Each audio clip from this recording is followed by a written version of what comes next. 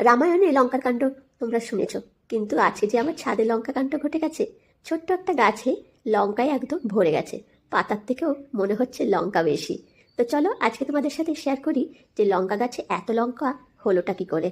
লঙ্কা গাছের কিন্তু বেশি যত্ন করতে হয় না, অল্প যত্নে এত সুন্দর ফলাফল পাওয়া যায়। যখন গাছটা ছোট্ট থাকে তখন 15 দিন অন্তর বা 1 সপ্তাহ অন্তর কিছু একটা কীটনাশক স্প্রে করতে হয়।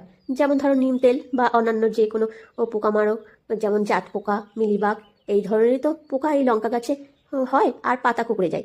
সেই জাতীয় একটা স্প্রে করলেই হয়। তারপরে যখন একটু বড় হয় তখন 1 মাস অন্তর স্প্রে করলেই হয়। আর প্রত্যেক দিন কিন্তু গাছের পাতাগুলো ধুয়ে দিতে হয়। যখন তোমরা জল দেবে তখনই পাতাগুলো একটু ধুয়ে দেবে, যাতে পাতাগুলো পরিষ্কার থাকে আর চকচকে থাকে। আর এই মাটি তৈরি করার জন্য আমি এখানে শুধু গোবর সার দিয়ে মাটিটাকে তৈরি করেছি, ব্যাস, আর কিছু দিইনি।